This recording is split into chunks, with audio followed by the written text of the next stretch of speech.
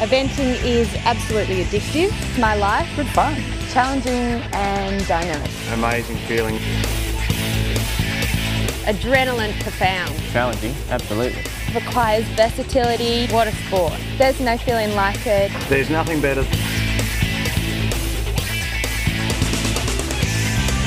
All eventers are crazy. It can be a little nerve-wracking. When you're sitting on a really good horse, it's a high-powered machine.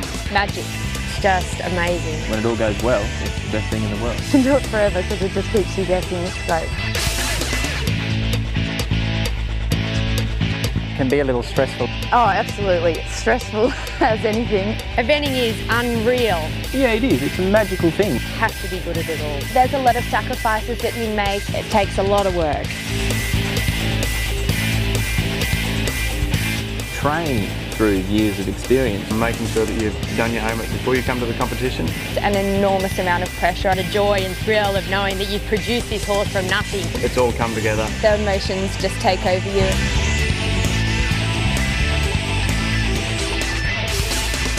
Eventing is electric.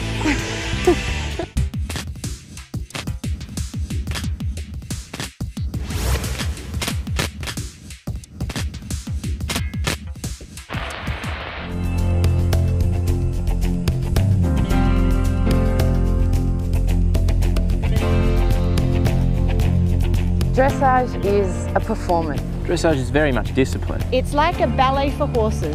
The dressage phase is really about the submission of the horse and the ease in the movements that it does the test, which is a little similar to gymnastics, I think. What the horse would naturally do, but we refine it. Dressage has to be precise, and you need your dressage through all the phases. We have to have the dressage to be able to make our horse manoeuvrable enough to be able to take it cross country and show jumping. Dressage is very detailed. It requires a lot of perfection. It's about containment and control of energy. There is nothing better than the feeling of communication between you and your horse and you working as one. It's your opportunity to show your horse and its abilities and your ability. Something that we work on very, very hard. It's probably the phase that we train the most, which is surprising to some people. Well, modern day eventing is becoming very important that you're good in the dressage, otherwise you don't have any chance. After a good test, I feel relieved. If I win the dressage, I'm on a high. And so when I go cross country, I've got a better feel for it, I'm all focused, and then it all puts it all together for the rest of the show. Go in there and do a great one. You come out beaming and it just makes it all so worthwhile. Yeah, it's a really good feeling. Ideally, we want to finish the event on that score, and if we beat everybody else in that phase, then we'll stay in the lead.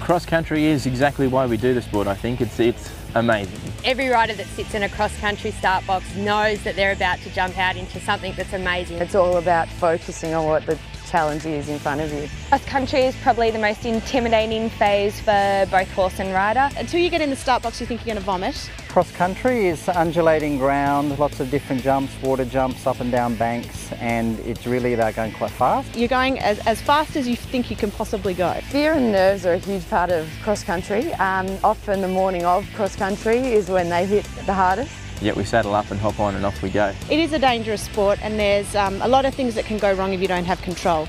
Jumping fixed fences at speed is enough to give anyone the heebie-jeebies. I do often wonder why I'm doing it, and I think I'm a little crazy sometimes.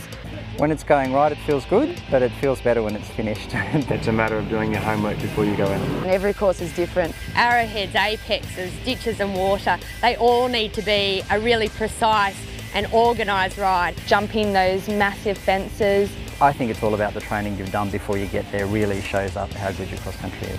When you have a good horse that you put your life in its hands and it puts its life in your hands, that's a magical thing, it really is. It's a feeling of achievement. The reward of all the hard work, it's just so worth it. And then about an hour later, you're exhausted and fall in a heap. The thrill you get of a nice cross country round if your horses jumped all the fences well is a great thrill. And when it comes all together at the end, you've got just the world at your feet.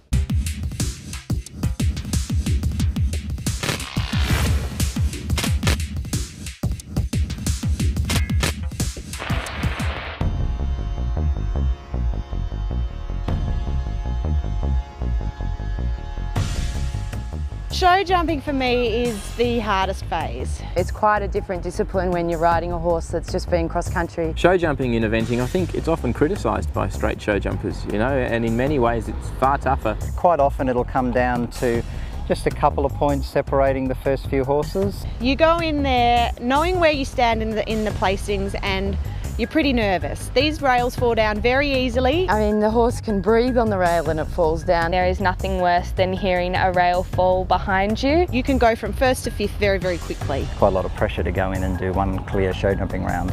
It's difficult to keep a clear mind. Your show jumping needs to be organised, precise and forward into your hand. It's about maintaining clarity. A lot of the time it's probably a brave face. Well, it is for me. It requires a lot of control and a lot of trust in your horse, because you just galloped it long, flat and fast, and now you're asking your horse to be collected and careful. You rely on your skills and training a huge amount. You need to just pull it all together and really focus on what you've got. Suck it up and be really tough and get in there and do your best job. So that you can make the correct decisions at the correct time. You need to have that focus to jump a clear round.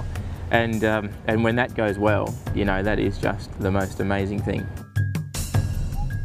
It's fantastic sport, it really is, and on an international scale, we're some of the best in the world, so that's really exciting to be an Aussie boy. Eventing is something I can't live without.